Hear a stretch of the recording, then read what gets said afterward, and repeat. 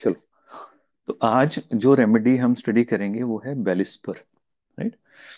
तो बेलिस्पर, आप में से कौन है जिनको पता है उस दवा के बारे में?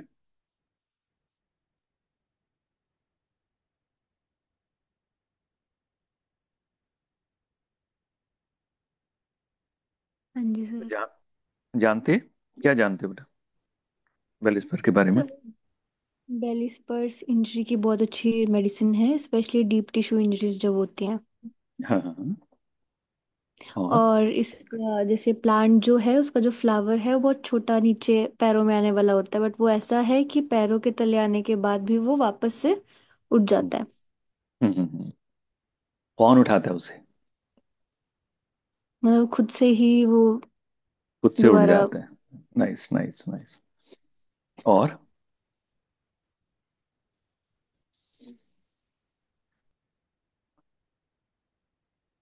पेल्विक ऑर्गन्स में कोई अगर है, हैवीनेस है या फिर ऐसा कुछ है उसमें, और हम्म, फीमेल की कंटेन में वेरिकोसिटीज में या प्रेगनेंसी के टाइम कुछ हाँ, ऐसी इश्यूज दिक्कतें आए हुई।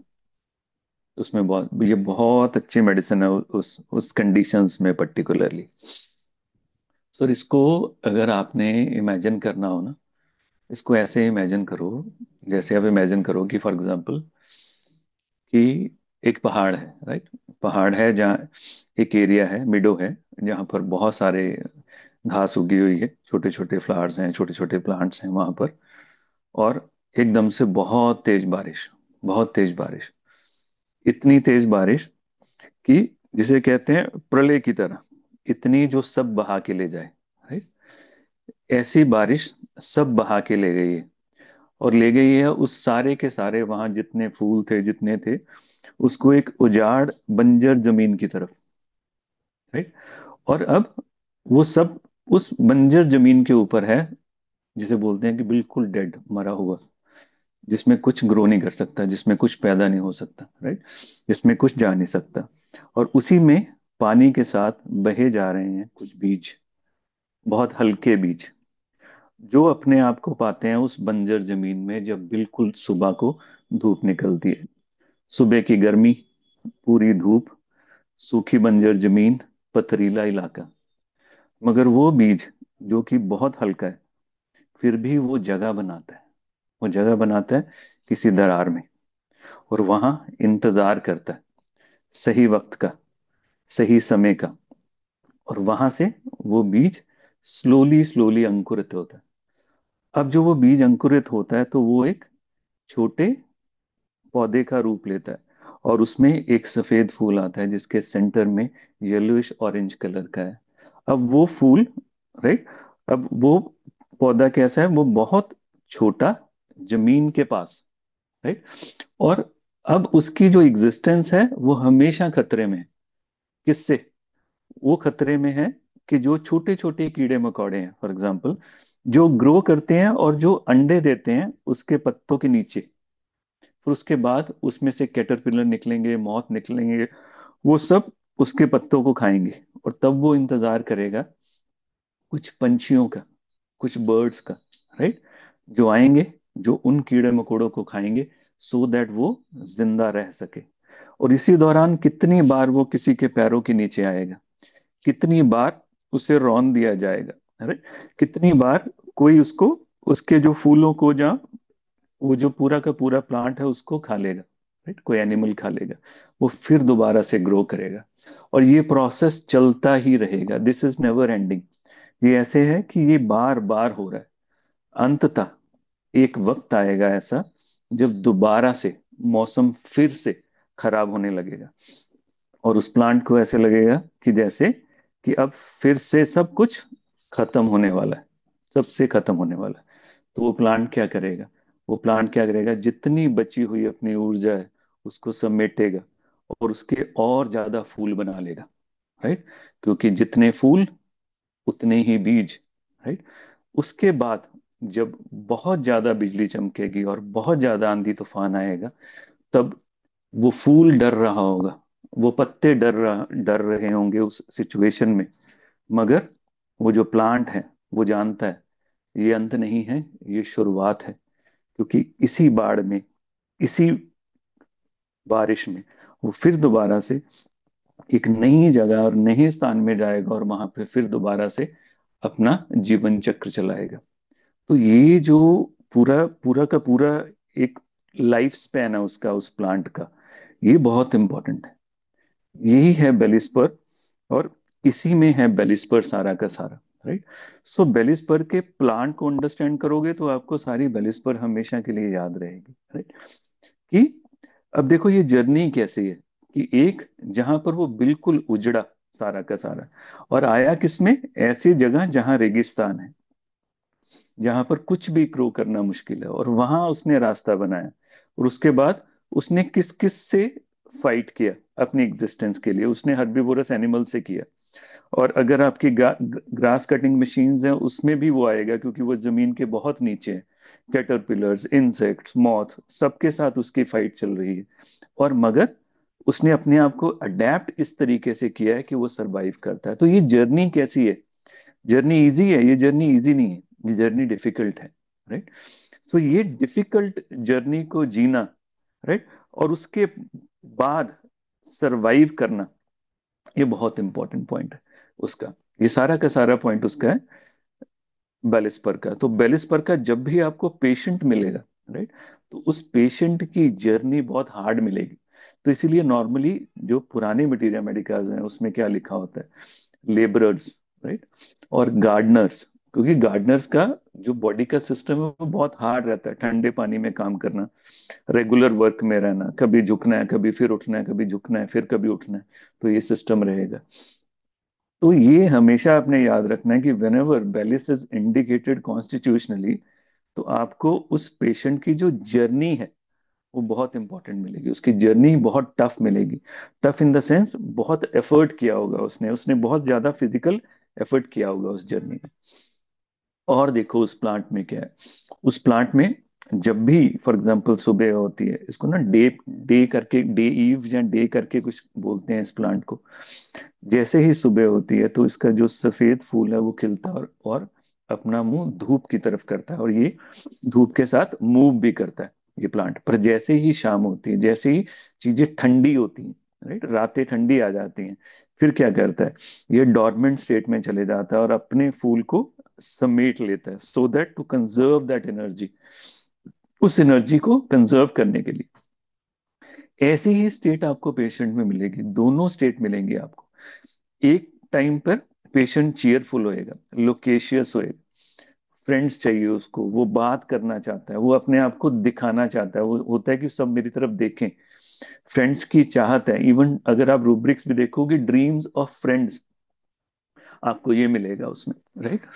और दूसरी तरफ जब डॉर्मेंट स्टेट आएगी तो वो स्टेट कैसी है, वो इनडिफरेंट स्टेट है। राइट। वो स्टेट है डिप्रेशन की, वो स्टेट है डिटैचमेंट की। They don't want to talk at that time, वो बात नहीं करना चाहते हैं उस समय।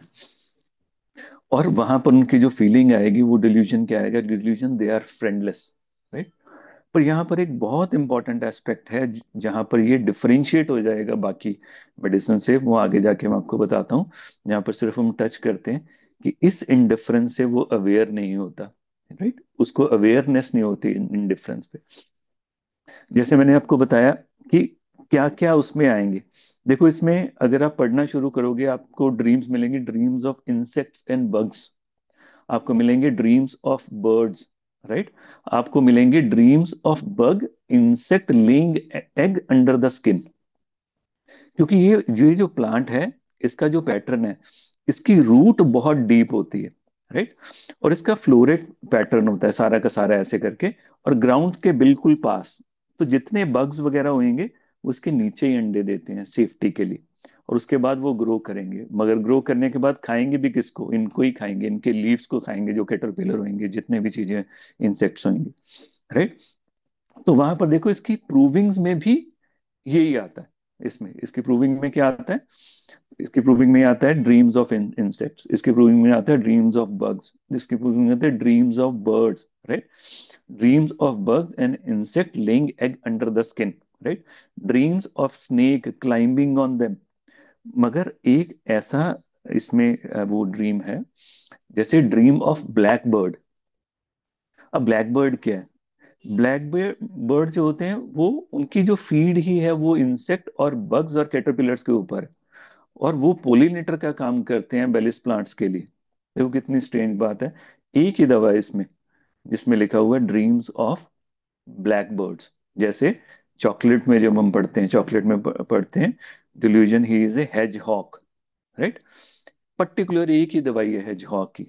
ये बहुत स्ट्रेंज है कि कैसे चॉकलेट में हेजहॉग है, पर यहाँ पर ड्रीम्स क्या आता है, ड्रीम ऑफ बर्ड्स उसका आता है। अब उसके बाद देखो इसमें दूसरी अडेप्टेशन क्या आती है। सो अब प्लांट में हमने क्या पढ़ा था कि प्लांट ना तो एनिमल की तरह अपनी जगह बदल सकता है, राइट। यहाँ पर उसका सर्वाइवल कैसे डिपेंड करता है, सर्वाइवल डिपेंड करता है रिएक्शन के ऊपर, कि how they react to the stimulus. यहाँ पर स्टिमुलस क्या है, बाहर से थ्रेट। अब उसको रिएक्ट कैसे कर रहे हैं डिफरेंटली, जैसे टू कोल्ड एंड हॉट वो डिफरेंटली रिएक्ट किया उसने, टू आंट्स एंड बर्ड्स वो डिफरेंटली रिएक्ट किया उसने। अब ऐसे ही वो डिफरेंटली रिएक्ट करता है टू द उसकी जो जहां पर ये ग्रो करते हैं। अगर इनको पढ़ोगे तो ये कैसी जगह पर ग्रो करते हैं, वो कहते हैं they are more adapted to compacted और डिस्टर्ब्ड एरिया। जैसे मैंने स्टोरी में बोला कि आपको किस पे फोकस करना चाहिए, बंजर जमीन। कहाँ गया वो, बंजर जमीन, जहां पर डिफिकल्ट है ग्रो करना, जहां पर मुश्किल है ओवरऑल, जहां पर होना ही मुश्किल है, वहां पर ये होता है। ये सबसे इंपॉर्टेंट बात है कि जहां पर होना सबसे मुश्किल है, ये वहां पर होता है, राइट।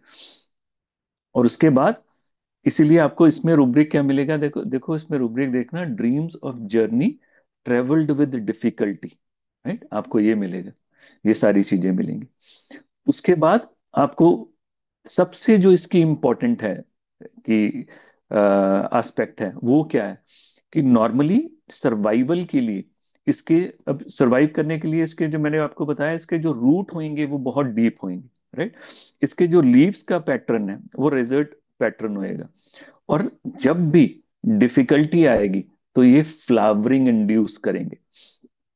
सो जब भी डिफिकल्टी आएगी, जब भी प्रॉब्लम आएगी, जब भी इसको लगेगा कि इसका सर्वाइवल डिफिकल्ट है, फिर ये आगे अपनी जनरेशन को बढ़ाने के लिए, उसको करने के लिए वो क्या करेंगे, जो फ्लावरिंग है वो इंक्रीज कर देते हैं, क्योंकि more flower it means more seeds, right. जितने ज्यादा फ्लावर होंगे उतने ही ज्यादा सीड्स होंगे, और उसके सीड्स भी बहुत लाइट वेट होते हैं, तो इजी होता है इनके लिए ट्रेवल करना, उसके लिए जाना, राइट। और अगर इसमें पढ़ोगे आप और प्लांट में क्या इंपॉर्टेंट पार्ट है कि ट्रॉडन अपॉन, क्लार्क ने इसमें बार बार लिखा है, जैसे कोमल ने बताया कि इनको पैरों तले कुचला जाता है, राइट। बिकॉज ये लो ग्रोन प्लांट है, बहुत नीचे को होते हैं, इसीलिए ये पैरों में आ जाते हैं, राइट, क्रश हो जाते हैं, इसलिए इसको बोलते हैं ट्रॉडन अपॉन। अब देखो इसकी टाइप ऑफ पेन भी क्या है। टाइप ऑफ पेन अगर पढ़ोगे इसकी, contractions, contracted, compressed, squeezed, broken, hit, यही सारी की सारी इसकी टाइप ऑफ पेन है। इसकी टाइप ऑफ पेन बिल्कुल डिफरेंट नहीं है, दूसरी नहीं है, ये वाली टाइप ऑफ पेन है। सो इन सब चीजों में से निकल के क्या आता है, इन चीजों में से निकल के आता है despite of being small, right, छोटा होने के बावजूद, छोटा साइज होने के बावजूद, इसमें capacity to bounce back, right, capacity to fight, ये बहुत स्ट्रांग है, ये बहुत ज्यादा स्ट्रांग है। और इसीलिए स्ट्रांग के बाद इसको, इसकी जो नेचुरल अडेप्टेशन क्या है, कि जब फॉर एग्जांपल तूफान चलता है, तूफान के बाद ये अगर मरा भी है, पर उसके बाद अगर ये जहां पर ये थे वहां पर अगर मर भी गए हैं, उसके बाद कितने सारे एरियाज में ये फैल जाएंगे, क्योंकि इनके बीज कितनी जगह चल जाएंगे। सो आप इसको कह सकते हो कि एडवर्सिटीज जब होंगी, राइट, एडवर्सिटीज में ये बेटर ग्रो करेंगे, डिफिकल्ट फेज में ये बेटर ग्रो करेंगे। इसको देखने के लिए जब मैंने इसको सर्च किया, तो एक ऑथर हैं विलियम वर्ड्सवर्थ, उन्होंने ना काफी सारी पोइम लिखी हुई है डेजी, डेजी प्लांट के ऊपर, इसके ऊपर, राइट। उन्होंने क्या, एक लाइन मुझे बड़ी अच्छी लगी, उसने एक लाइन थी, पूरी पूरी पोइम तो नहीं मैं आपको बताता। उसमें क्या लिखा होता है, they are most pleased when most uneasy, they are most pleased when most uneasy, जिस सबसे डिफिकल्ट फेज में सबसे इजी अडेप्टेशन और उसमें रहने वाले होंगे। राइट। सबसे जो डिफिकल्ट टाइम है उसमें। तो जो स्टोरी में मैंने बताया कि वो लास्ट में जब तूफान आने वाला है, राइट, तो सब डरे हुए हैं, पर प्लांट अपने आप में कॉन्फिडेंट है, राइट। उसे मालूम है ये अंत नहीं, ये अंत नहीं, ये उसकी शुरुआत है बेसिकली, यहां से वो दोबारा से ग्रो करेगा। इसलिए देखो इसमें रुब्रिक क्या आता है, death presentment of thinking about death calmly. इसमें एक रुब्रिक है, डेथ प्रेजेंटमेंट ऑफ, इसको होता है कि मेरी मौत निश्चित है, पर thinking about death very calmly, इसका बहुत इंपॉर्टेंट सिम्टम है, राइट। तो ये कभी भी उसकी एंजाइटी में नहीं जाएगा, उसके स्ट्रेस में नहीं जाएगा। एंड वेरी स्ट्रेंजली आपको देखो रुब्रिक क्या मिलते हैं, sadness, thunderstorm ameliorate. On the contrary thunderstorm, जहाँ ये मौसम जो होता है ये इसको सैड से कनेक्ट किया जाता है, पर यहां पर क्या है, सैडनेस, थंडरस्टॉर्म अमिलियोरेट, राइट। आपको मिलेगा इसमें thunderstorm ameliorate, cheerful on listening thunderstorm and lightning. ये चीयरफुल होएगा क्योंकि इसे मालूम है कि ये इसका अंत नहीं है, ये ग्रो करेगा इसके बाद। थंडरस्टॉर्म के बाद एडवर्स, इसके बाद जो एरिया अभी इसने नहीं यूज किए हुए, ये उस एरियाज तक इसके बीज पहुंचेंगे और ये ग्रो करेगा। तो ये जो पार्ट है बेलिस्पर का, ये बहुत स्ट्रांग है, बहुत स्ट्रांग है, जिसमें हार्ड वर्क है।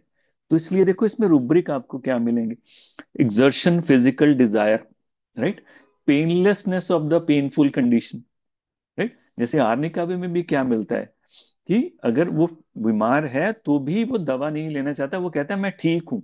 मतलब क्या है, मैं स्ट्रांग हूं, मुझे नहीं पता लग रहा कुछ, मैं ठीक हूं इस सिचुएशन में, he don't want to be disturb, कि जैसे हूं मैं अपने आप मैनेज कर लूंगा। जो स्ट्रेंथ का इशू है वो सारी की सारी फैमिली में रहता है, right. I can handle any injury, I can handle anything उस कंडीशन में। तो ये आपको मिलेगा। आपको रुब्रिक मिलेगा इंटीग्रिटी, आपको रुब्रिक मिलेगा वांट टू बी टफ, आपको सिंगल रेमेडी मिलेगी इसमें वांट टू बी टफ में, राइट।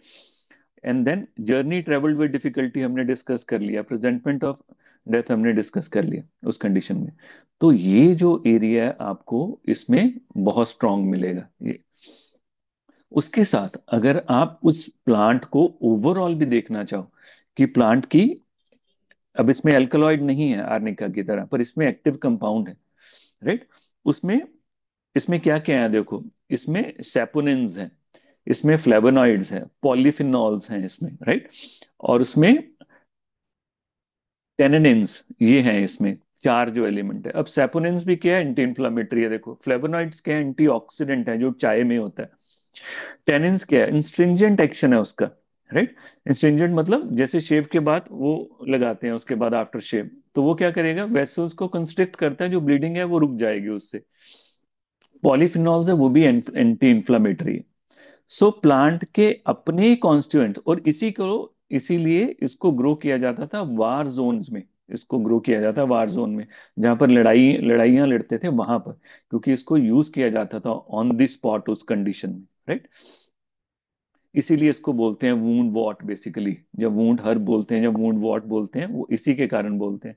इवन आप इसके रूब्रिक भी देखो, thought persistent of war, thought persistent of injury, आपको ये मिलेगा, बेलिस्पर मिलेगी उस कंडीशन में।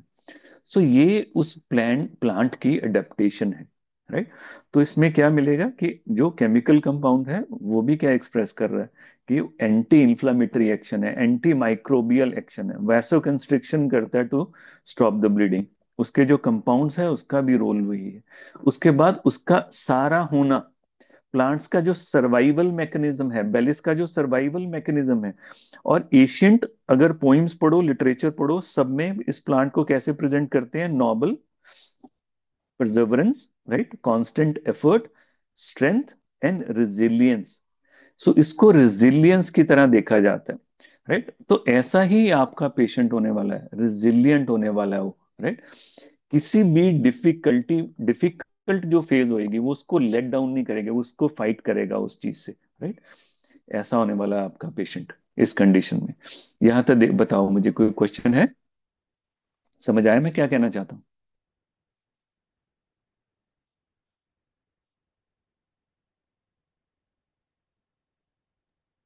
सर ये थोड़ा जैसे आपने कहा कि बहुत स्ट्रेंथ है इसमें, इंटेग्रिटी है और एडवर्स सिचुएशन से बहुत अच्छे से लड़ता है, उबर के आता है, तो ये फेरोमेट जैसा, उसको फिर हम कैसे होएगा। डिफरेंशिएट करेंगे? नहीं, ऐसे नहीं है कि डिफरेंशिएट डिफरेंशिएट पार्ट और होएगा। फेरम में इश्यूज ऑफ इंजरीज नहीं होंगी। हाँ इसका जो जी सर। कोर होएगा ना, वो डिफाइन करेगा। स्ट्रेंथ उसी कोर का पार्ट है, राइट। मेन है कि I I need to be, for example imagine करो आप दोबारा से जो मैंने स्टार्टिंग की लाइन बोली, कि फॉर एग्जाम्पल तूफान चल रहा है, तूफान आ रहा है, पानी आ रहा है, और ये तय है कि वो सब कुछ बह जाएगा उस सिचुएशन में। अब ये सिचुएशन कैसी है? सिचुएशन क्या सिंपल सिचुएशन है कि क्राइसिस सिचुएशन है? क्राइसिस। क्राइसिस वाली सिचुएशन है, स्ट्रेसफुल सिचुएशन। अब इस स्ट्रेसफुल और क्राइसिस सिचुएशन में उसने कैसे रहना है? कूल हेड के साथ। उसने कैसे रहना है? कंट्रोल में। उसने कैसे रहना है? In a commanding position, because he know I can bounce back. Because he knows कि मैं मरूंगा नहीं। ही नोज कि यहां से भी उठा जा सकता है, यहां से भी वापस आया जा सकता है। इस सिचुएशन, वो सिचुएशन कैसी है? वो सिचुएशन ऐसी है जो कि इंजरी कर रही है, इंजरिंग वाली सिचुएशन है, पर यहां से भी वापस आया जा सकता है। ये जो कॉम्बिनेशन है, ये बेलिस्पर में मिलेगा आपको। फेरम में आपको मिनरल्स वाली क्वालिटी, फेरम उसकी स्ट्रेंथ होएगी, फॉर एग्जांपल ताकत, जो टूटने नहीं देगी। पर वो क्या होएगा? उसका बिजनेस, उसका पैसा, वो उसकी स्ट्रेंथ है। पर इसमें इसकी स्ट्रेंथ इसकी अपनी विल पावर है टू फाइट बैक, कि मैं आऊंगा वापस उस सिचुएशन में। Are you getting it? इसको यस पैसा सर। नहीं मदद करेगा, इसको वो चीज नहीं, इसको स्ट्रक्चर वीक नहीं है। इसका इशू क्या है? There is situation outside and I have to react accordingly. Plant की सिचुएशन है इसके, बाहर से हम्म। इंजरी आ रही है, और मैंने कैसे रहना है? मैंने अपना जो कंट्रोल है वो बना के रखना है। और इसीलिए अब सोच के देखो कि इसमें रिएक्शन क्या होएगा इस मेडिसिन का। जैसे हमने रिएक्शन पढ़े थे, टाइफॉइड रिएक्शन, सोरिक रिएक्शन, ऐसे रिएक्शंस पढ़े थे। इसमें रिएक्शन क्या होएगा?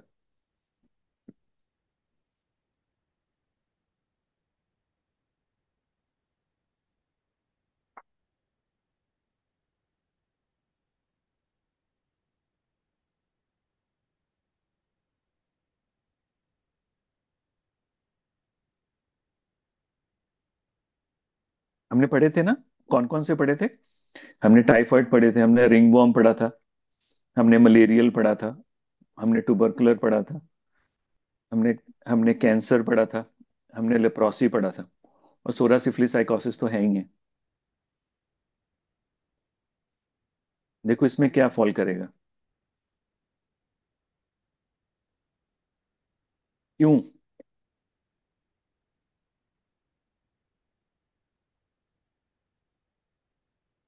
कैंसर माइजम तो क्यों? या कैंसर रिएक्शन तो क्यों? सही बोला। एफर्ट देखो कितनी है उसमें, कंट्रोल कितना है उसमें। उसमें प्रॉब्लम विद इन है, स्ट्रक्चर में इशू है उसके। अब देखो उसमें क्या है, वो ऑलरेडी एक वीक एरिया पर है, कि वो ग्राउंड के बहुत पास है। वो पैरों के नीचे आ सकता है, वो हर्बीवोरस प्लांट से खाया जा सकता है। अगर आप उसको ट्रिम करोगे गार्डन में तो ये भी साथ में कट जाएगा। पर उसी सिचुएशन में उसने कैसे रखना है? अपने आप को बचा के रखना, और दोबारा से मूव करना है, दोबारा से खड़े होना है। और उसके लिए एफर्ट क्या चाहिए? बहुत स्ट्रांग एफर्ट चाहिए उसके लिए, राइट। तो ये कैंसर रिएक्शन को डोनेट करेगा। और सिर्फ यहां तक नहीं है, आप देखो इसकी सारी की सारी ओवरऑल में क्राइसिस और नीड फॉर कंट्रोल है। जैसे देखो ड्रीम्स क्या है, इसको ड्रीम्स ऑफ एक्सप्लोजन, ये भी कैसी सिचुएशन है? क्राइसिस सिचुएशन, अर्जेंटम नाइट्रिकम में होती है। Dreams of explosion, dreams of suffocation, right? Dreams, thoughts persisting of war, right? Dreams of deadly infection, dream attacked by a large dog, या dream a woman attacked by a large dog। ये कैसी situation है सारी की सारी? ये crisis वाली situation है। और उसके साथ ही देखो क्या आ रहा है, जो मैंने स्टोरी में क्या बोला, कि सब सिचुएशन के बावजूद वो कैसा है? वो शांत है। थंडरस्टॉर्म उसको वो नहीं कर रहे हैं, विचलित नहीं कर रहे हैं। He is in control, he is stable in that. So यहां पर कीपिंग इन कंट्रोल, डेथ के बारे में सोचना कामली, बिल्कुल। कि फॉर एग्जाम्पल, अगर मौत का थॉट आ रहा है तो पैनिक क्रिएट होएगा, पर वो पैनिक नहीं हो रहा है, वो कामली सोच रहा है, ही is in control over the. तो यहाँ पर जो रिएक्शन आएगा वो कैंसर आएगा यहाँ पर। Is it making sense?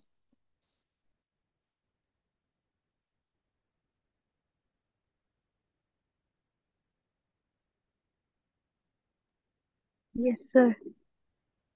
बताओ इसको, अगर किसी को कुछ नहीं समझ आया तो आपको केस में ये मिलेगा कि एडवर्सिटी उसको रोकेंगी नहीं, उसमें फ्यूल का काम करेंगी। इसीलिए क्लार्क ने लिखा है पहले पैराग्राफ में, ट्रॉडन अपॉन, मगर वो उठ के आएगा वापस। उसको दबाया जाएगा, वो फिर उठ के आएगा वापस, राइट। इसीलिए ये अडेप्टेड होएगा उन पर्सन में जो हार्ड लेबर करते होंगे, जो बहुत एफर्ट डालते होंगे, उनमें ये सारा का सारा होएगा। और उसके साथ उसका वो देखो, जो उसके कंपाउंड्स हैं वो भी कैसे हैं, जो इंजरी में काम आने वाले हैं।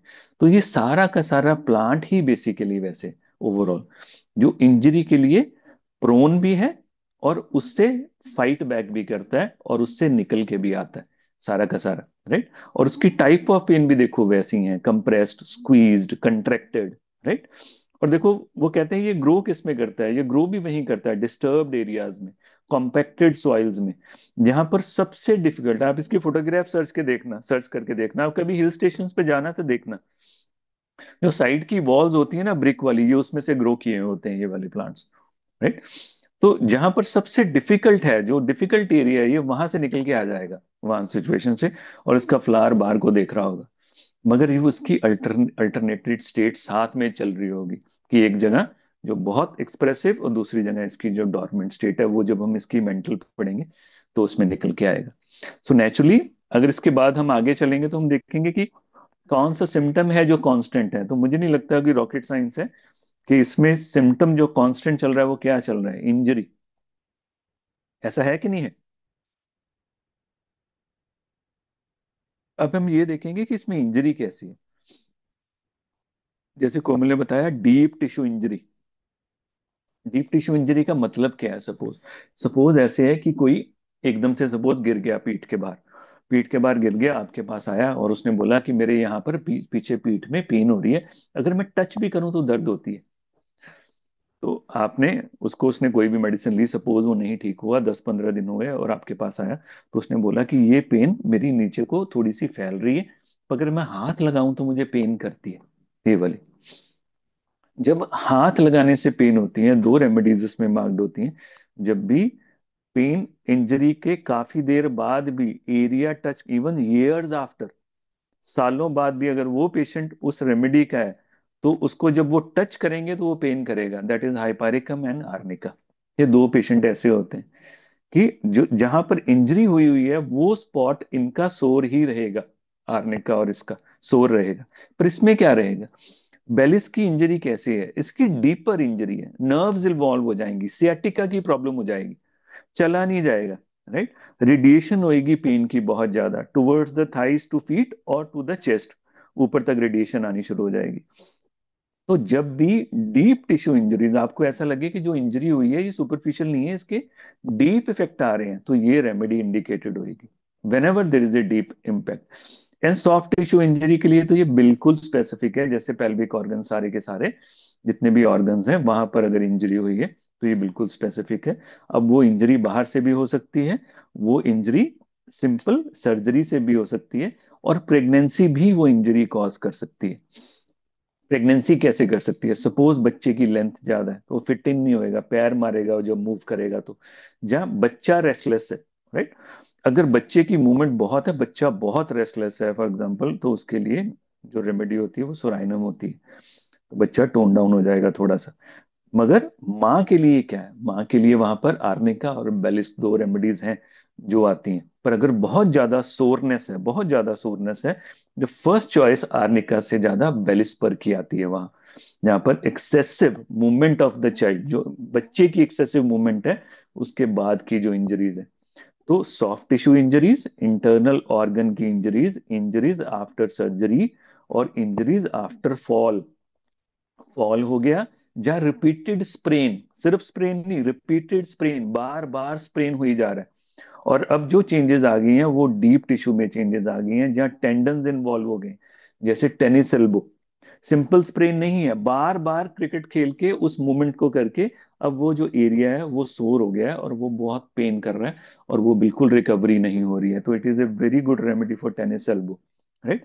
तो यहाँ पर जो कांस्टेंट फीचर इस रेमेडी में रहने वाला, वो कौन सा रहने वाला है? इंजरीज।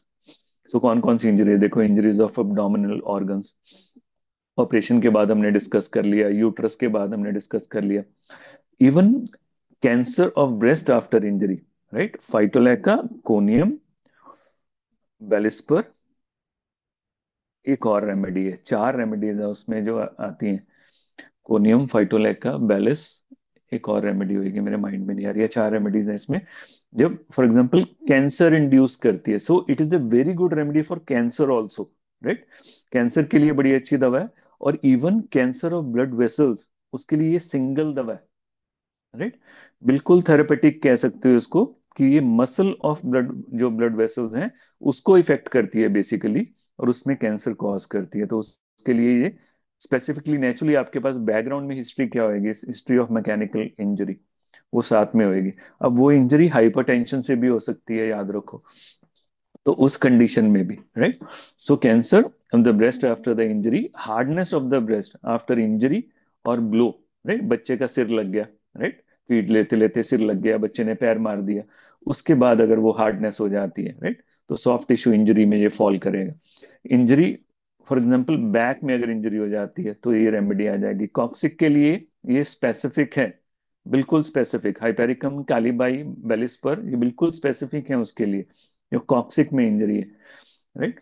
और उसमें भी व्हेन फॉल और कंकशन, इसीलिए इसमें वर्ड यूज करते हैं रेलवे स्पाइन।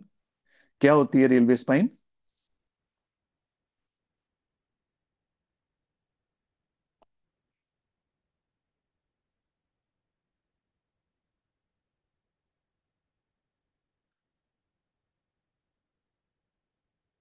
बच्चों,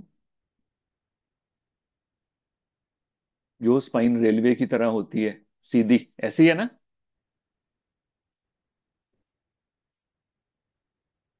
जिससे मुड़ा नहीं जाता।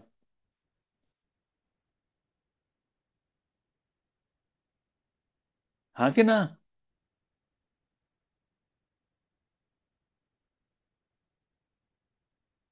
कोई है?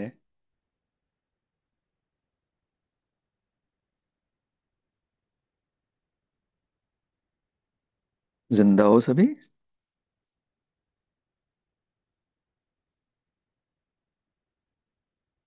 हाँ जी।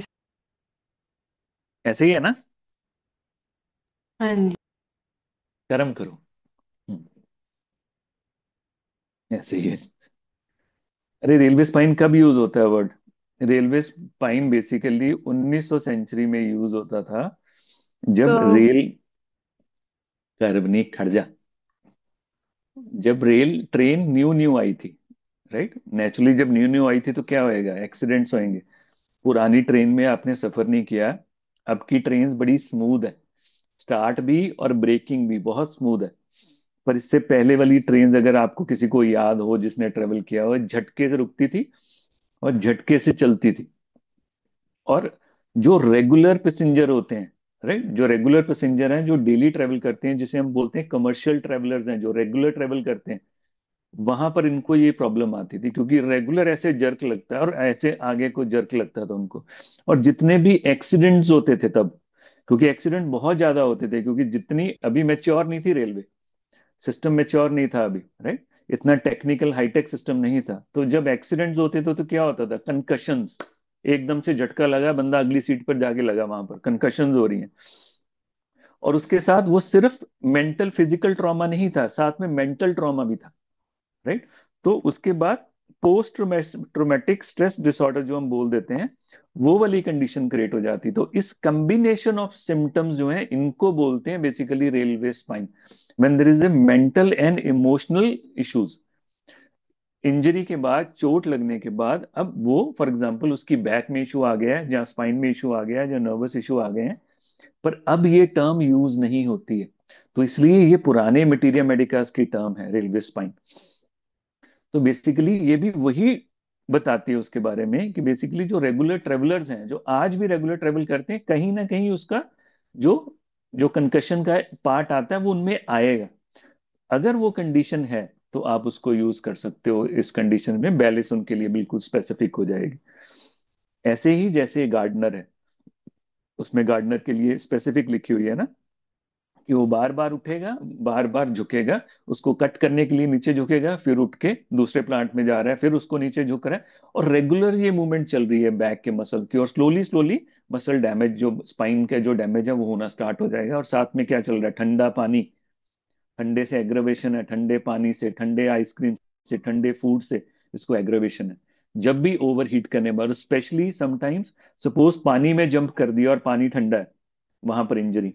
और कई बार बैक के भार के ऊपर वो पानी के ऊपर जंप कर दिया है, तो कंकशन की इंजरी, राइट।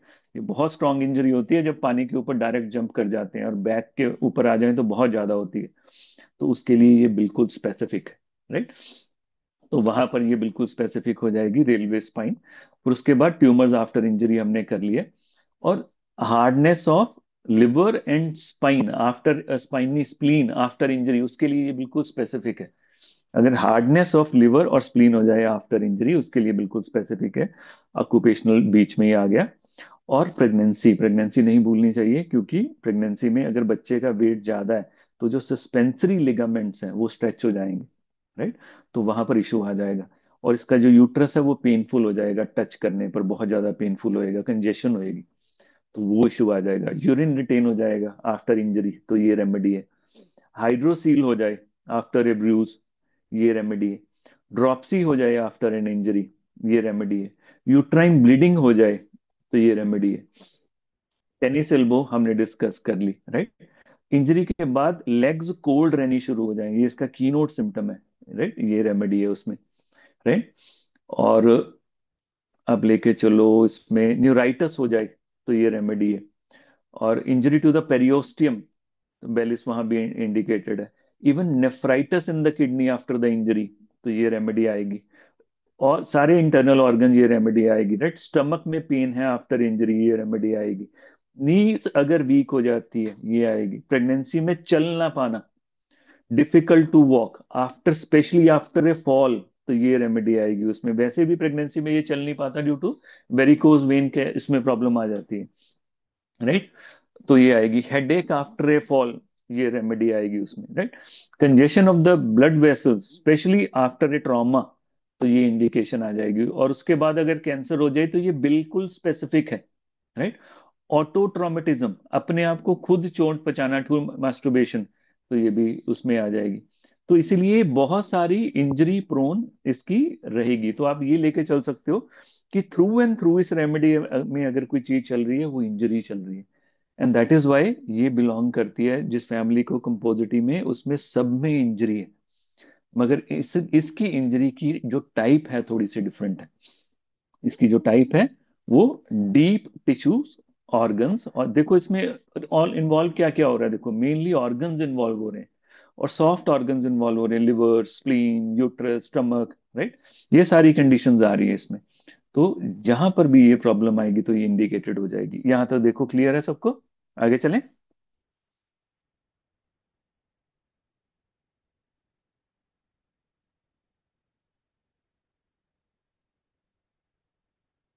क्लियर है?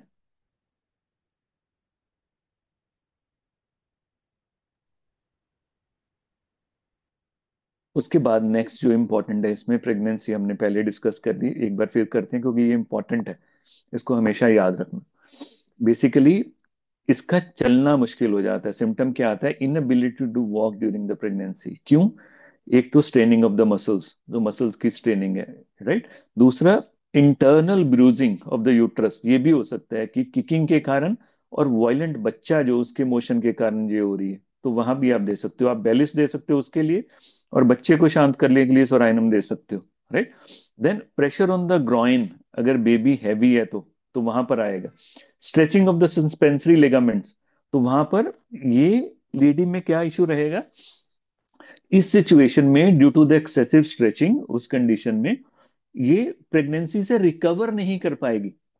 पेन्स होना, प्रोलैप्स की फीलिंग, बियरिंग डाउन सेंसेशन, ये सारी सिचुएशन जिसमें ये फॉल करेंगी रेमेडी में, राइट। इसीलिए इस रेमेडी में क्या कहते हैं, इसमें आप पढ़ोगे स्लो रिकवरी इन प्रेगनेंसी, कि प्रेगनेंसी से रिकवर हो पाना बहुत स्लो होएगा। इसका मतलब ये नहीं है कि कोई रिकवरी और हो रही है, बेसिकली ये इतनी ड्रेन डाउन हो जाएगी physically at the specific that level कि प्रेगनेंसी के जो सिम्टम्स हैं वो उससे निकल नहीं पाएगी। क्यों? वेरिकोसिटी हो जाएगी, वेन्स इन्वॉल्व हो जाती हैं इसमें, क्योंकि इन्फिनिटी रहती है बेलिस्पर की आर्टरीज और वेन्स के ऊपर, specifically on the muscles. Varicosity हो जाएंगी, इनगॉर्जमेंट ये बहुत कॉज करती है ये रेमेडी, इसलिए ब्रेस्ट भी इनगॉर्ज रहेंगे और यूट्रस भी इनगॉर्ज रहेगा। तो वहां पर भी उसको भारीपन, भारीपन लगना, लूज लगना, ऐसे ऐसे लगना कि बियरिंग डाउन सेंसेशन हो रही है, स्ट्रेंथ नहीं है, टांगों पर खड़ा नहीं हुआ जा रहा, चला नहीं जा रहा, राइट। ये सारे के सारे सिम्टम्स रहेंगे, इसीलिए आप इसमें पढ़ोगे स्लो रिकवरी फ्रॉम प्रेगनेंसी। उसका मतलब सिर्फ यही है, when ever it is return slow recovery from the pregnancy, बहुत वक्त लगेगा इसको उस सिचुएशन में से निकलने के लिए। तो जब वहां पर आप बेलिस पर दोगे ये पेशेंट रिकवर करेगा। इसलिए इसमें आपको रुब्रिक्स क्या मिलेंगे? Sleeplessness from the painful motion motion of the foetus. अगर नींद नहीं आ रही है क्योंकि जो बच्चा बहुत तेज से मूव कर रहा है, तो दो ही रेमेडीज आती है इसमें, बेलिस्पर और सिना, दो रेमेडीज आती है, चेक करना एक बार। उसके बाद tenderness of the uterus pregnancy during, जैसे मैंने बताया टेंडर हो ही जाएगा प्रेगनेंसी में। वेरिकोज वेन डिस्टेंड हो जाना, ये इसका क्लासिकल सिम्टम्स हैं, राइट। ये क्यों है? ये होते हैं ड्यू टू, अगर आप मॉरिसन को पढ़ोगे तो मॉरिसन ने और क्लार्क ने आई थिंक रेफर किया हुआ है, ये बेलिस्पर का जो मेन सिम्टम साथ में आता है ओवरऑल इंजरी के सिम्टम्स के साथ, वो आता है स्टेसिस। स्टेसिस जिसके कारण स्वेलिंग हो जाती है और वेरिकोज वेन्स वगैरह हो जाती हैं। सेरिबल स्टेसिस होता है तो वर्टाइगो आना शुरू हो जाता है। इसीलिए इट इज, इसे कहते हैं ना की remedy in old age vertigo. जब किसी ओल्ड एज पर्सन को वर्टाइगो आ रहा होता है, राइट, उस कंडीशन में बेसिकली सेरिबल स्टेसिस में चले जाता है पेशेंट।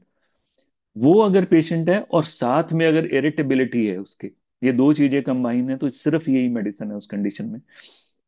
वर्टाइगो आ रहा है और उसका कोई और कारण नहीं है, सब कुछ डायग्नोज हो गया है। जो डॉक्टर ने क्या बोला, न्यूरो के डॉक्टर ने, ये बेसिकली एज के साथ है, सेरिबल स्ट्रेसेस के कारण है, वर्टाइगो ये आ रहा है। उस कंडीशन के साथ अगर इरिटेबिलिटी है पेशेंट में, तो आंख बंद करके आप ये दवा दे सकते हो। अगर फिर नेसी स्टेसिस और कहाँ करता है, जो मैंने आपको बताया, एंगॉर्जमेंट हो जाएगी, ब्रेस्ट की एंगॉर्जमेंट हो जाएगी, यूट्रस की, राइट। तो उसके लिए ये स्पेसिफिक रेमेडी है, आप इसको अंडरस्टैंड कर सकते हो, याद रख सकते हो। उसके बाद आती हैं इसके कीनोट्स। कीनोट्स कहाँ कहाँ इसके काम करते हैं, कितनी सारी चीजें तो मैंने वैसे ही आपको बता दी जो पहले ही है। मेन इसके कीनोट्स जो हैं वो बहुत जो इंपॉर्टेंट है, वो है इसका एक तो कोल्ड से एग्रावेशन, ठंडे से इसका एग्रावेशन। गर्म थी बॉडी, भाग के आया था, ठंडा पानी पी लिया बेलिस पर, राइट। गर्म थी बॉडी, इसने एकदम से नहा लिया बेलिस पर, राइट। मसल सोरनेस आएगी उसके बाद उसमें, ये याद रखना, सिम्टम्स आने चाहिए इसमें। अदर कीनोट्स जो इसमें बहुत स्ट्रांग आएंगे, इसकी स्किन पर बहुत स्ट्रांग आएगा, सोराइसिस के लिए भी ये मेडिसिन है, पर इसमें मेनली एक्नी और पिंपल्स अगर होंगे तो कितने ज्यादा हो जाएंगे, कितने सारे। इसमें जो लिखा हुआ है वो लिखा हुआ है ऑल ओवर द बॉडी, मतलब कितने सारी अगर एक जगह पर होंगे तो आपको कितने सारे ये डेवलप हो जाएंगे और हाथ लगाते ही बर्स्ट हो जाएंगे, इतने सेंसिटिव होंगे। तो ये इस रेमेडी की इंडिकेशन है।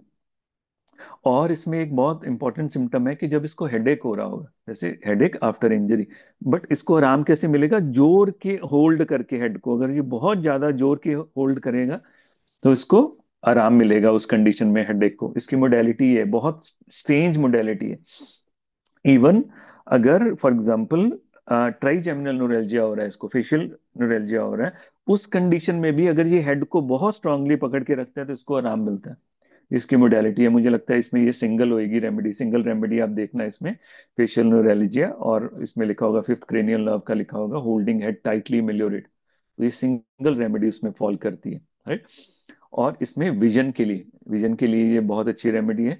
जैसे हम रूटा देते हैं कि फाइन प्रिंट में पढ़ने में मुश्किल आती है, तो इसमें भी बहुत इंपॉर्टेंट है कि इसकी आंख में स्ट्रेन पड़ता है फाइन प्रिंट को पढ़ने वक्त। अगर ये कंडीशन है, उसको मुश्किल आ रही है, तो इसमें ये दो रेमेडीज फॉल करती हैं। एक है बेलिस्पर, दूसरी है अनॉस्मोडियम। दोनों रेमेडीज ऐसी हैं जिसमें हिस्ट्री ऑफ मास्टरबेशन बहुत स्ट्रांग है, अनॉस्मोडियम में भी और बेलिस्पर में भी, तो उस हिस्ट्री को भी आप कंफर्म कर सकते हो, तो ये प्रिस्क्रिप्शन में हेल्प कर सकती है। सो ये दोनों रेमेडीज उसमें फॉल करती हैं, मुझे नहीं लगता इसमें कोई और रेमेडी है उसमें रूब्रिक में अगर आप देखोगे तो। उसके बाद इसमें एक इंपॉर्टेंट की नोट और है कि इसको वॉमिटिंग आती है एप्पल्स के बाद, राइट। एप्पल के बाद वॉमिटिंग आना। कैंसर्स ऑफ ब्लड वेसल्स मैंने आपको बताया था, इसका की नोट है और बिल्कुल स्पेसिफिक है इसमें, right. Even congestion of the blood vessel after the blunt injury, वो भी हमने डिस्कस किया था। और गाउट के बाद डिबिलिटी, जैसे प्रेगनेंसी के बाद डिबिलिटी है, गाउट का अटैक हुआ उसके बाद डिबिलिटी हो जाए तो ये फिर इंडिकेटेड है। पर यहाँ पर एक चीज याद रखने वाली है, इट इज वेरी वेरी, देखो रस्टॉक्स यहाँ पर साथ में आपको आएगी, राइट, कि ओवर हीटेड के बाद ठंडा, उससे प्रॉब्लम आना और मसल्स इन्वॉल्व होना, और उसके साथ क्या है, आराम मिलना मूवमेंट के साथ। तो इसमें बहुत स्ट्रांग इम्पल्स रहती है टू मूव, मूव करते रहना, और उस कंडीशन में इसको आराम मिलता है, उस कंडीशन में इसको हेल्प करेगा। और स्लीप का हमने कर लिया कि इसकी स्लीप का नहीं, हमने स्लीप का इसमें सिम्टम नहीं किया। इसकी स्लीप में की नोट एक बहुत स्ट्रांग है कि इसकी जो नींद है वो खुलती है सुबह 3 बजे। तो इसीलिए जब भी आपने बेलिस्पर को प्रिस्क्राइब करना है एज एन कॉन्स्टिट्यूशनल और as an on classical prescription, तो आप कभी भी बेलिस्पर को रात के वक्त नहीं दोगे। जैसे नक्स वामिका देते हुए हम कंसिडर करते हैं कि अगर पेशेंट को स्लीपलेसनेस है तो हम नक्स वामिका फॉर एग्जाम्पल प्रिस्क्राइब कर देते हैं, पर अगर उसकी नींद नॉर्मल है, डिस्टर्ब नहीं है, तो हम नक्स वामिका नहीं देते हैं उस कंडीशन में। तो ऐसे वो उसको हेल्प करेगी उस कंडीशन में। तो आप उसको रात के वक्त इस रेमेडी को नहीं दोगे। ये 3 बजे इसकी जाग खुल जाती है, प्रूवर में देखोगे तो लिखा हुआ है लाइक ए क्लॉक, इसकी 3 बजे जाग खुल जाती है, राइट। और इसमें एक और इम्पॉर्टेंट सिम्टम है, जैसा हमने मैकाब में पढ़ा था, राइट, कि जब ये रात को सोता है तो सुबह जब उठता है तो पहले से भी ज्यादा थका हुआ होता है, पहले से भी ज्यादा थका हुआ होना, कि जैसे सुबह उठेगा तो लगेगा कि फॉर एग्जांपल रेस्ट तो क्या की है, उल्टा मेरी और भी बॉडी थक गई है, राइट।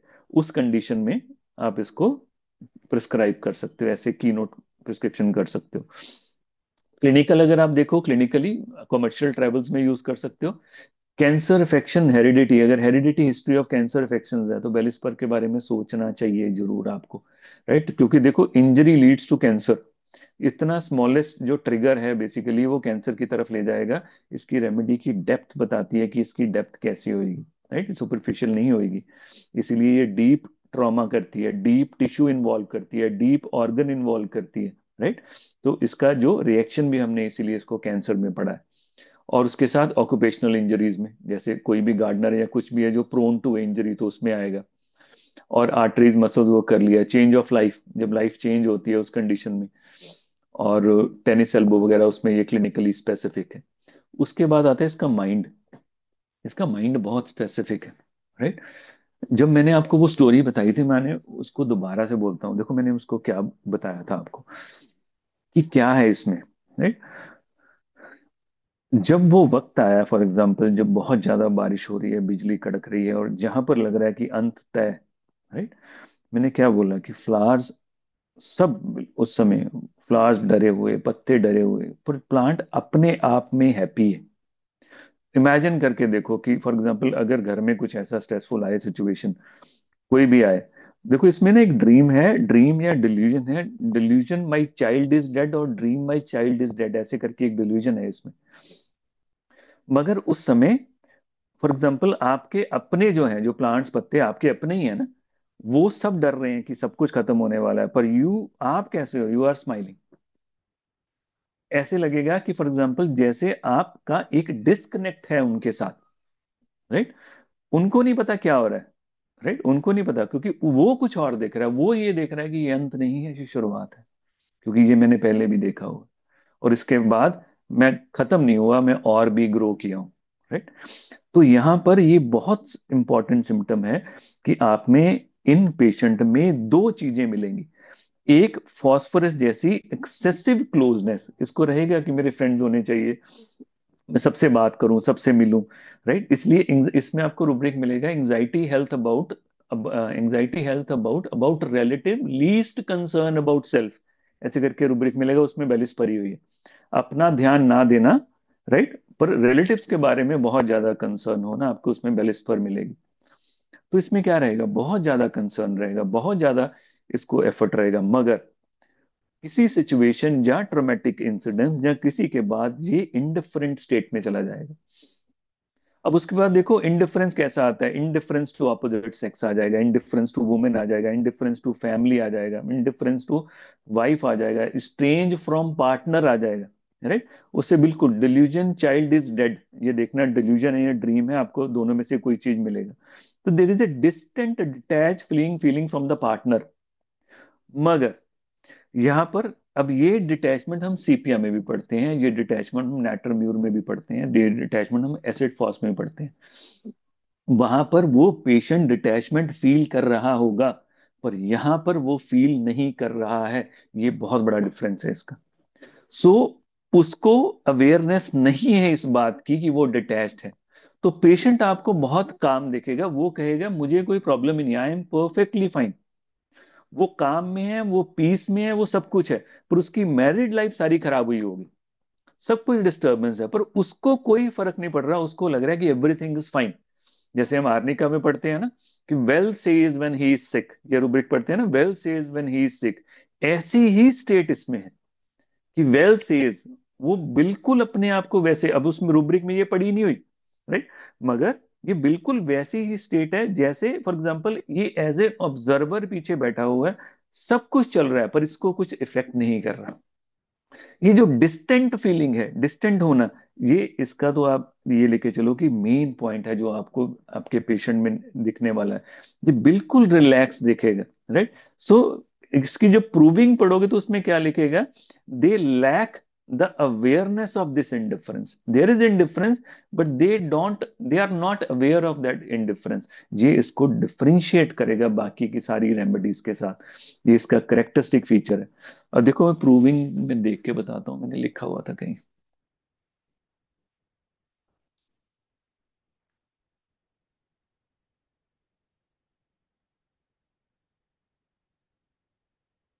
देखो इसने क्या लिखा हुआ है, प्रूवर ने क्या बोला हुआ है। प्रूवर ने बोला हुआ है इसमें, I feel like a child that is beaten and wait for the next blow.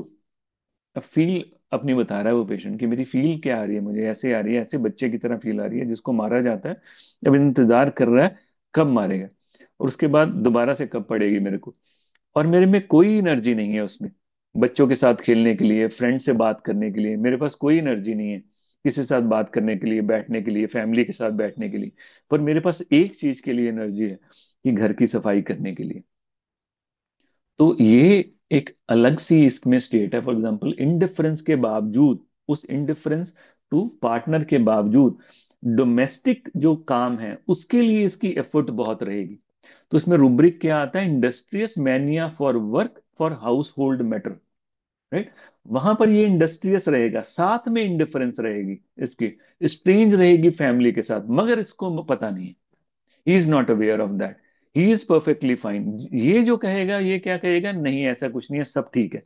इनको लगता है ऐसी कोई प्रॉब्लम नहीं है, इनको लग रहा है ऐसा कुछ, ऐसी कोई बात नहीं है, he is not aware of that. पर उसकी जो फैमिली लाइफ है उसमें सभी में प्रॉब्लम आएगी। तो मैंने जितनी भी इसकी प्रूविंग पढ़ी है, सभी प्रूविंग प्रूवर्स में मुझे ये चीज मिली कि बेलिस्पर की मेडिसिन लेने के बाद उनकी फैमिली इशू स्टार्ट हो गए, क्योंकि वो डिस्टेंट हो गए अपने पार्टनर से, दूर होगी, दूरी क्रिएट होगी अपने पार्टनर से। वो उससे डिस्कस नहीं कर रहे, उससे बात नहीं कर रहे, उससे शेयर नहीं कर रहे, मगर वो बिल्कुल अपने मजे में है, अपनी धुन में है। उनको कोई फर्क नहीं पड़ रहा कि उनकी जो वाइफ है वो डिस्टर्ब हो रही है, क्योंकि वो उस चीज को रजिस्टर ही नहीं कर रहे कि मैं इंडिफरेंट हूं। वो कह रहे हैं मैं बिल्कुल ठीक हूँ, बिल्कुल काम हूँ, और जितनी चीजें मुझे पहले डिस्टर्ब करती थी अब मुझे डिस्टर्ब नहीं करती, जो मुझे सिचुएशन पहले डिस्टर्ब करती थी अब मुझे डिस्टर्ब नहीं करती हैं। याद करो वो वाली लाइन जो एक पोइट ने लिखी हुई थी कि मुश्किल हालात में मैं ज्यादा खुश रहता हूँ, राइट। वैसी स्टेट आ जाएगी इसमें। तो ये इसकी बहुत पेक्यूलियर स्टेट है जो मुझे लगी है पढ़ने में, जो जितनी मैंने प्रूवर्स को पढ़ा, उसके प्रूवर्स को बार बार पढ़ने के बाद मुझे ये स्टेट मिली कि there is a two opposite polarities, दो अपोजिट पोलैरिटीज मिलती हैं। एक जो बहुत फ्रेंडली है, बहुत ज्यादा फ्रेंडली है, और दूसरा फ्रेंडलेस हो जाता है, बिल्कुल इंडिफरेंट स्टेट हो जाती है, ये वाली स्टेट। और वो एफर्ट का, इधर वाला बहुत एफर्ट करेगा टू क्रिएट ए कनेक्शन। पर इधर वाले की कोई जरूरत नहीं है। यहाँ पर वो बिल्कुल कंटेंटेड रहेगा, यहाँ पर बिल्कुल काम रहेगा, और बिल्कुल एफर्ट भी नहीं डालेगा कि मैं उस चीज को रिकवर करने की कोशिश करूं। क्योंकि वो रिकवर करेंगे तो जब हम रजिस्टर करेंगे उसको, जब हमें ये लग रहा है कि हुआ ही कुछ नहीं है, तो हम उसके लिए एफर्ट क्या डालेंगे। तो ये बिल्कुल आपको ऐसा मिलेगा। ये इसकी मेंटल स्टेट है। एनीबडी?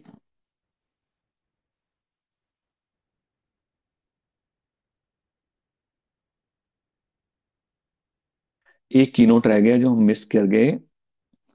माउथ में, इनर चीक में पॉलिप, अगर वैसा है तो ये सिंगल मेडिसिन है उसके लिए भी। ये चीजें याद रखनी पड़ेंगी आपको। Any question?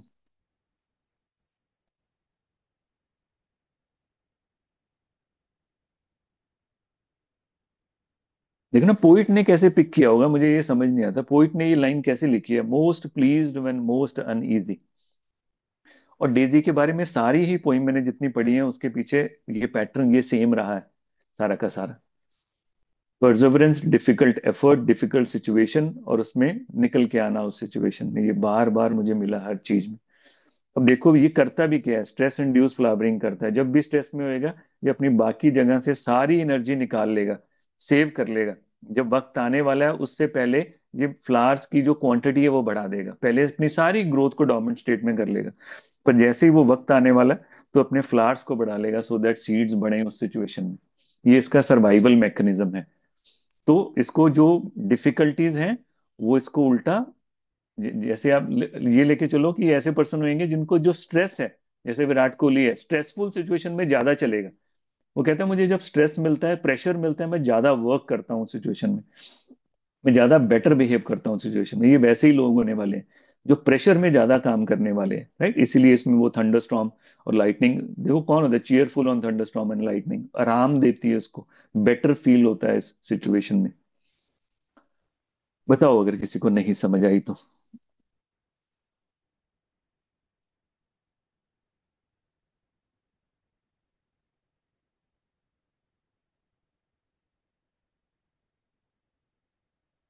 कोई नहीं है ये? कहाँ गए सब? चलो खोलो माइक सारे के सारे। Excuse me sir. हाँ बच्चों बोलो।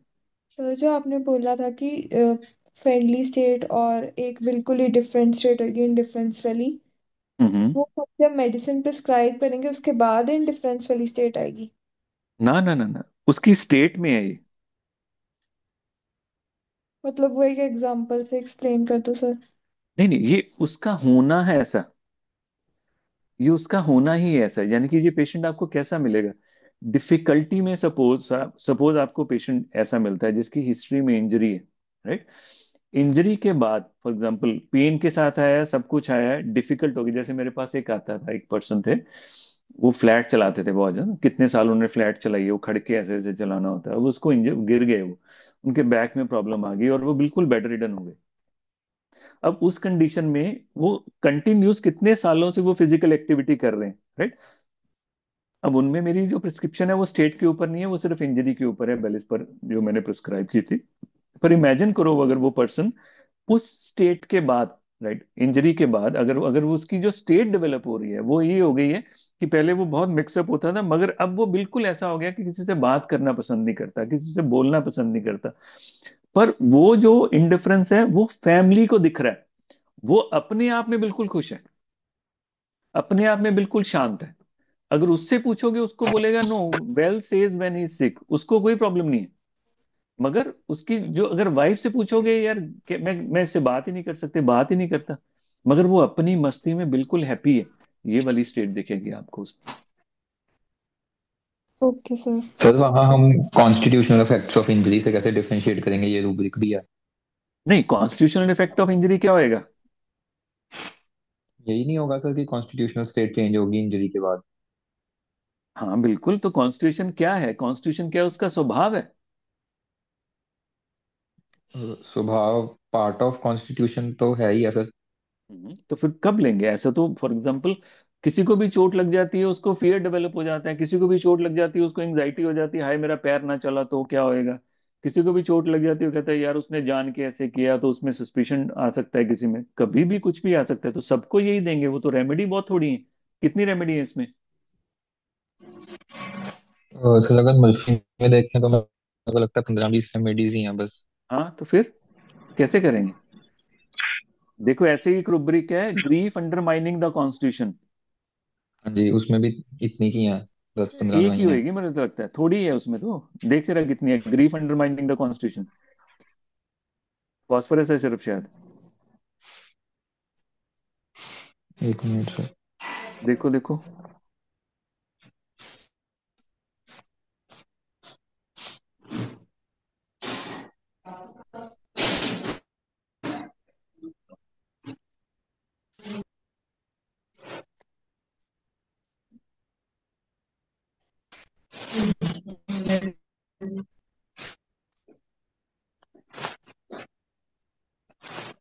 सो 13 है कंप्लीट में ना अब, उसमें ऐड हो गई हैं और। अब कंप्लीट में 13 है, ठीक है। अब हाँ देखो, जी। कॉन्स्टिट्यूशन क्या है, कॉन्स्टिट्यूशन का पार्ट क्या है? मेंटल एस्पेक्ट सिर्फ एक छोटा सा पार्ट है। जब ये आएगा अंडरमाइनिंग द कॉन्स्टिट्यूशन, राइट, अगर ये आएगा इसका मतलब उसका पूरा कॉन्स्टिट्यूशन चेंज होएगा, तब ये रूब्रिक यूज कर सकते हो आप, क्योंकि थोड़ी सी दवाइयां रहेंगी। कॉन्स्टिट्यूशन में और कितना कुछ आ जाएगा, जैसे इसको ठंड से फॉर एग्जाम्पल एग्रेवेशन होती है, अगर कॉन्स्टिट्यूशन चेंज होएगा, ठंड का इफेक्ट होना इसको बंद हो जाएगा, राइट। इसमें स्लीप पैटर्न का जो उसका प्रॉब्लम है, ये सुबह जो थका उठता है, ये खत्म हो जाएगा। जो 3 बजे नींद उठती खुलती थी उसकी, वो चेंज हो जाएगी। सो कॉन्स्टिट्यूशन में उसकी बाकी की सारी चीजें आती हैं, उसका खाना पीना, उसका उठना बैठना, उसका सोना, उसका sleep pattern, perspiration pattern, desire aversion, सब कुछ आता है उसमें। जब वो एज इट इज सब कुछ चेंज होएगा, देन ये रूब्रिक हम यूज करेंगे, अंडरमाइनिंग द कॉन्स्टिट्यूशन। बचपन से मैं उल्टा सोता था, पर जब से मुझे चोट लगी है उसके बाद मैं सीधा सोता हूँ, क्योंकि उल्टा अब मुझे नींद नहीं आती। अब ये नहीं है चोट उसके पेट पे लग गई है, राइट, चोट पेट पे नहीं लगी है, पर उसके बाद उसका सोना बदल गया। पहले मुझे इतना पसीना नहीं आता था, अब मुझे इतना पसीना आने लग गया, राइट। पैसे मुझे प्यास नहीं लगती थी, अब इतनी प्यास ना हो। अगर ये सारे के सिम्टम साथ में भी मेंटल अगर कोई आ जाता है, तो हम ये रूब्रिक कंसिडर करेंगे, undermining the constitution. Educating it. Yes sir. तो मेंटल उसका सिर्फ एक पार्ट है, और मेरी मानो तो छोटा पार्ट है, क्योंकि कुछ चीजें तो नेचुरल आएंगी आएंगी। अगर मेरे पेट में चोट लग जाएगी और मैं पेट भर सोता हूँ, तो अब नहीं सोया जाएगा, वो नेचुरल है। फॉर एग्जाम्पल, एकदम से कोई लग गया तो मुझे डर लगने लग गया चोट से, वो नेचुरल है, राइट। हाँ, बहुत ज्यादा डरने लग गया, अब वो मैं चला ही नहीं पा रहा हूँ एक्टिवा, तो आ जाएगा कि हाँ भाई फियर, जो कि अभी जा नहीं रहा, तो इसको हम ओपीएम दे दें इस कंडीशन में, राइट। तो ये बहुत इंपॉर्टेंट है, अंडरमाइनिंग द कॉन्स्टिट्यूशन अगर आता है जहाँ, जो कॉन्स्टिट्यूशनल इफेक्ट ऑफ इंजरी है, उसका मतलब है कि कॉन्स्टिट्यूशन के ऊपर पूरा इफेक्ट आएगा। थोड़ी बहुत ही वेरिएशन आएगी आएगी, मगर हमेशा आपको पूरा का पूरा जंगल देखना है। तो जब आप इस पेशेंट को पढ़ोगे सारा, उसकी हिस्ट्री में आपको ये रिजिलियंस मिलेगी, उसकी हिस्ट्री में आपको ये परसेवरेंस मिलेगी, उसकी हिस्ट्री में आपको ये फ्रेंडलीनेस मिलेगी, और उसकी हिस्ट्री में आपको ये एक तटस्थ, तथा क्या बोलते हैं इसको यार, इसको डिटैचमेंट को, फीलिंग को बोलते हैं, कि सब हो रहा है आंख के सामने, पर वो उसका माइंड रजिस्टर ही नहीं कर रहा है, is perfectly fine, he is totally काम विद दैट। ठीक है, और देखो क्या है उसमें, डिल्यूजन चाइल्ड इज डेड, पर वो कैसे है, उस पे उसका कोई फर्क नहीं आ रहा है। इग्निशन एटम की तरह वो रो नहीं रहा है, वो उसको डिस्टर्ब नहीं कर रहा, बच्चे का मर जाना भी उसको डिस्टर्ब नहीं कर रहा, और उसको वो आराम से सोच रहा है, उसको इमेजिन कर पा रहा है, देख पा रहा है, उसको इफेक्ट नहीं लेके आ रहा है। ये जो डिल्यूजन है, उसकी उस चीज को बताता है, कि जैसे एक दीवार होती है, डिटैचमेंट होती है, right. There is a rubric in the repertory, far away, right. तो वो थोड़ा सा डिफरेंट है, फार अवे, दूर हो गया बहुत ज्यादा, इसमें एक डिस्टेंस क्रिएट हो गया उसकी रियलिटीज और अपने से, अब वो कनेक्ट नहीं है वैसे उस चीज के साथ जो उसको इफेक्ट करे। तो ये बहुत इंपॉर्टेंट एस्पेक्ट है, जब आपने मेंटल प्रिस्क्राइब करना है इसके ऊपर, बेलिस्पर के ऊपर, तो ये स्टेट इसमें इसकी होनी चाहिए। तो इसीलिए इसमें आता है detach distant from the partner.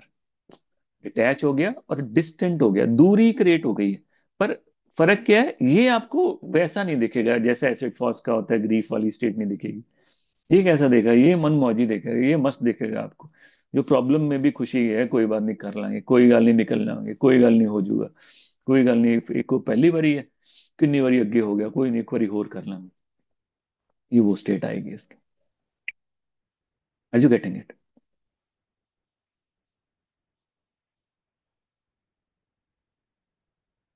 Clear है?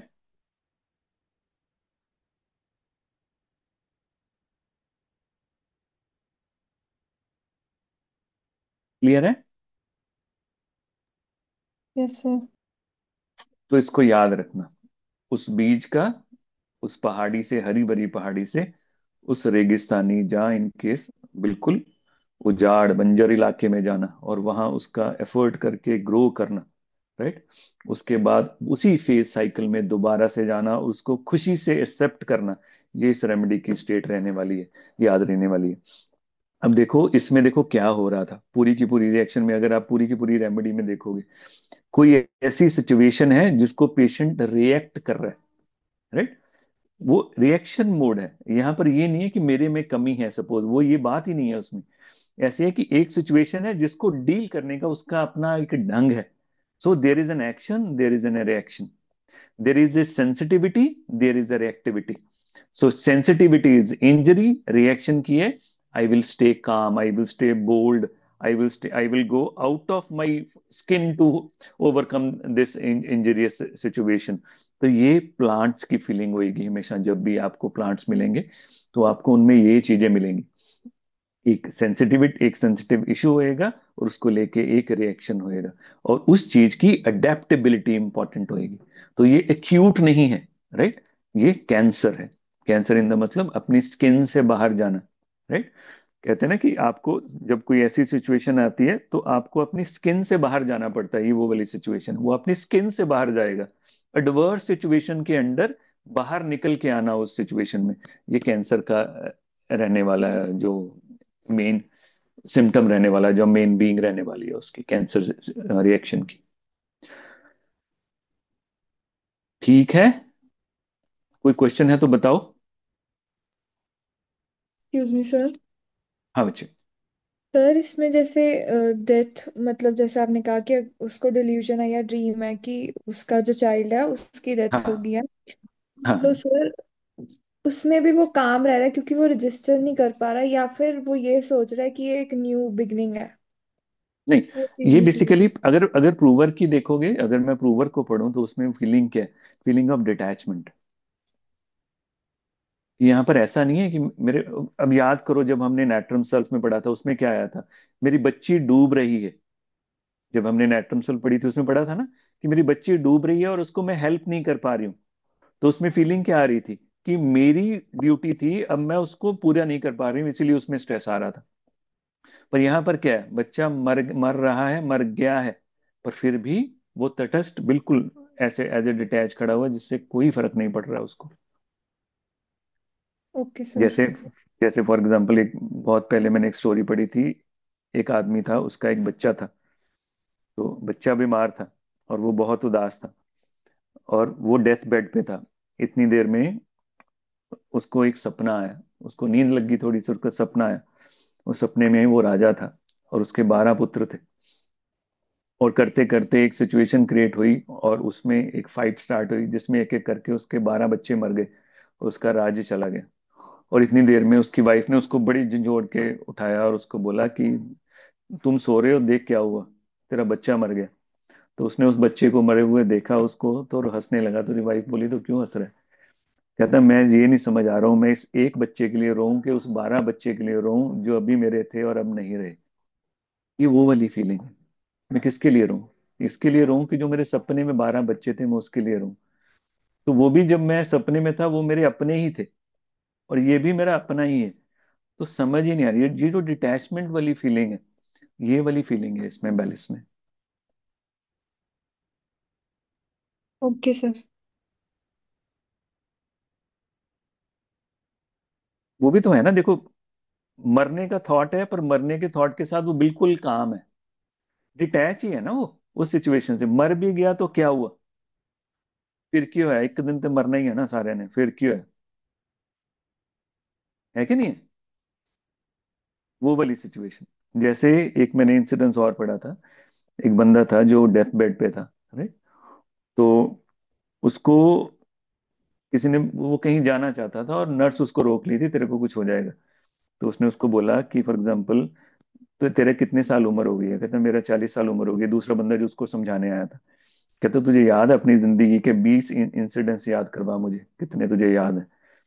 तो उसने जब याद कराया, वो कहता है ये कौन से इंसिडेंट्स हैं? तेरे 40 साल में सिर्फ 20 इंसिडेंट्स हैं, तेरे एवरेज निकाल के देख कितनी देर जिया तू। अब मेरे आने वाले, वो डॉक्टर कह रहा है सिर्फ 1 महीना है मेरे पास, तो क्यों ना मैं हर दिन जी के तेरे से भी बड़ी जिंदगी जी लूं। राइट? तो ये वाली फीलिंग है कि पता है मौत तय है, जाने वाला है, सब कुछ होने वाला है, पता है, फिर भी उस चीज को कामली रजिस्टर करना, उसको उस चीज को लेके चलना कि हाँ, कि कोई बात नहीं। तो ये वाली जो सिचुएशन है, इसका मतलब, ये जब भी आपको पेशेंट मिलेगा, जब भी आप क्लासिकल प्रिस्क्रिप्शन में जाओगे बेलिस्पर की, एक तो ये प्रिस्क्रिप्शन हो जाएगी, ये भी तो टोटेलिटी है ना इंजरी वाली, ये भी टोटेलिटी है। पर वेनेवर आप क्लासिकली प्रिस्क्राइब करने जाओगे, ये कैसे बंदे मिलेंगे आपको? ये ऐसे बंदे मिलेंगे जो बहुत हार्ड होने वाले हैं, किसी भी प्रॉब्लम से निकलेंगे ये। राइट? और इनका जो, फॉर एग्जाम्पल मेन, जहां से ये पिक होंगे वो हार्डशिप होंगी, डिफिकल्ट जॉब्स होंगे, हार्ड लेबर्स होंगी, बहुत एफर्ट किया होगा निकलने का, दिमाग से नहीं निकले होंगे ये। फॉर एग्जाम्पल दिमाग लगा के पैसे से ऐसे नहीं निकले होंगे, ये मेहनत करके निकले होंगे वहां से। ये वो वाले बंदे मिलेंगे आपको, वहां पर आप प्रिस्क्राइब कर सकते हो, उसको याद रखना। वो जो मैंने स्टोरी बताई है उसको चाहे माइंड में रख लेना, आपको याद रहेगी हमेशा, अगर सही से बताई है, पता नहीं, जो मेरे दिमाग में आया मैंने बना के बता दी इस समय। Any question? Yes sir. पर सर अगर ये डिटैच्ड है तो फिर ये, इसको कोई रजिस्टर ही नहीं कर पा रहा, तो फिर ये बाउंस बैक कैसे करेगा? बाउंस बैक करना अलग बात है बेटा, बाउंस बैक करना अलग बात है उसमें। बाउंस पर बैक अगर उसकी जीन्स में ही है ना। ये नहीं है, देखो डिटैचमेंट का मतलब ये, मैं क्या कह रहा हूँ, उसकी वाइफ को इशू हो रहा है उस सिचुएशन से, वो तो हम्म कह रहे हैं मैं बिल्कुल ठीक है। आप इसकी प्रूविंग्स पढ़ के देखना, कि वो कह रहा है कि इसकी मैरिड लाइफ सारी डिस्टर्ब हो गई है, पर इसको कोई फर्क ही नहीं पड़ रहा है, ये अपने उसमें लग रहा हुआ है अपने काम में, जिसमें जो प्रूवर्स हैं वो क्या कह रहे हैं कि इसकी वाइफ में आपस में इतनी सारी प्रॉब्लम खड़ी है, इसको कोई फर्क ही नहीं पड़ रहा उस सिचुएशन में। तो इसमें होएगा क्या? हम फॉर एग्जाम्पल जब हम किसी सिचुएशन में फंस जाते हैं, राइट, जैसे कहते हैं कि मंत्र में ताकत नहीं होती, ताकत होती है उसके भाव में। जब हम कोई मंत्र पढ़ते हैं ना, उसमें कोई ताकत नहीं है, ताकत है किस भाव से हम मंत्र पढ़ते हैं। प्रॉब्लम में प्रॉब्लम नहीं है, प्रॉब्लम है उसको हम रजिस्टर कैसे करते हैं। क्या हमारा माइंड उसको प्रॉब्लम की तरह रजिस्टर कर रहा है, कि हमारा माइंड ये कर रहा है कि इसका सोल्यूशन क्या होएगा? तो अब ये लेके चलो कि इसका माइंड प्रॉब्लम को रजिस्टर कैसे कर रहा है, एज एन सोल्यूशन रजिस्टर कर रहा है कि हाँ, इससे निकला जा सकता है, और कैसे निकल जा सकता है मैं इसको ऐसे सोचूंगा इस सिचुएशन में। छोटी सी स्टोरी बता देता हूँ फिर, अगर बोर नहीं हो रहे आप। एक बंदा जा रहा था, उसकी कार पंक्चर होगी, उसकी मीटिंग थी बहुत सही वाली, सारी जिंदगी उसके ऊपर डिपेंडेंट थी, और उसने फटाफट कार टायर चेंज करने के लिए उसने क्या किया कि खोला टायर बदलने के लिए, नट रखे साइड पर, उसका अपना ही हाथ लग गया और वो नीचे खाई में गिर गए। उसने बहुत कोशिश की ढूंढने की, मिले नहीं उसको। राइट? उतनी देर में वहां पर एक गडरिया जा रहा था, तो उसने उसको बोला कि मैं कोई हेल्प करूं, तो उसने आगे से उसको अब्यूज किया। कहता यार तू की दसेंगे मैंने बकरियां चलाने वाला, मेरी कार दी प्रॉब्लम है, थे अदा करेगी। कहता बाबू बता तो सही क्या हुआ, क्या मैं तेरी मदद कर सकूं? वो कहता है यार ये नट मेरे सारे नीचे गिर गए। कहता इसमें क्या प्रॉब्लम है, 3 टायर हैं, तीनों का एक एक नट निकाल और इसके 3 नट लगा दे, सभी के 3 पूरे हो गए, पहुंच जा जहां पहुंचना है। वो कहता यार ये मुझे समझ क्यों नहीं आया? कहता क्योंकि तेरा दिमाग प्रॉब्लम च फंसा है, ऐसी सोल्यूशन वाले पासे नहीं। सो सोल्यूशन ओरिएंटेड, तो ये पर्सन कैसा होएगा? Solution oriented. कोई भी सिचुएशन, कोई भी हार्ड प्रॉब्लम इसको उस डिस्टर्ब्ड मोमेंट में नहीं लेके जाएगी, जहां पर ये उसके वहां से हो जाएगी हाय मर गए। किसी भी सिचुएशन में ये कैसे होगा, अब यहां से क्या करना है? अच्छा ए हो गया, चल हुन की करिए, हुन ए करते हैं, ਇਹਦੇ ਨਾਲ ਇਹਦੇ ਚੋਂ ਨਿਕਲਿਆ ਜਾ ਸਕਦਾ है। This is the approach of the person. Are you getting it? Yes sir. तो कहते हैं ना, मरते नहीं है, पहले यहां से हारते हैं, फिर हम हारते हैं। तो ये यहां से हारा नहीं हुआ है, इसका चाहे शरीर के ऊपर कुछ भी आ गया, यहां से हारा नहीं हुआ है। यहां पर है कि अभी भी किया जा सकता है, अभी भी किया जा सकता है। तो इसीलिए इसकी जितनी मैंने स्टोरीज पढ़ी हैं इस प्लांट की, जितनी पोइम्स पढ़ी हैं मैंने इस प्लांट की, उसमें सभी में जो थीम एक्सप्लेन किया हुआ है वो सभी में वही है, परजर्वरेंस, नोबिलिटी, ये बार बार आ रहा है, परजर्वरेंस, नोबिलिटी एंड रेजिलियंस, ये उसके लिए ही दिया जाता है, इस प्लांट को डिपिक्ट ही वैसे किया जाता है।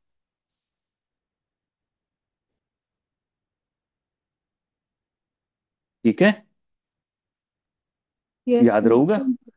हाँ, पर ਉਹਦੇ यस ਨਾਲ सर। ਆਪਾਂ नहीं भूलने बाकी के की नोट्स, हमने नहीं भूलने बाकी के सिम्टम्स उसके। प्रेगनेंसी में डिफिकल्टीज हमने नहीं भूलनी है, जॉइंट्स की फिलिटी हमने नहीं भूलनी है, हमने कैंसर्स नहीं भूलना है, कैंसर फ्रॉम इंजरी नहीं भूलना है हमने, heaviness of the breast and the uterus और इंजरी के बाद स्पेशली हैवी होना हमने नहीं भूलना है, right. Sleepless due to the excessive movement of the child हमने नहीं भूलना है। तो ये ओवरऑल टोटेलिटी हमें याद रखनी है, हमने सिंपली एक जगह पर फैसिनेट नहीं हो जाना, सब इसी का ही पार्ट है और सभी उतना ही इंपॉर्टेंट है। ये पेशेंट डिसाइड करेगा वो आपके पास क्या लेके आता है, तो जो वो लेके आता है आप उसको प्रिस्क्राइब करोगे। Is it okay?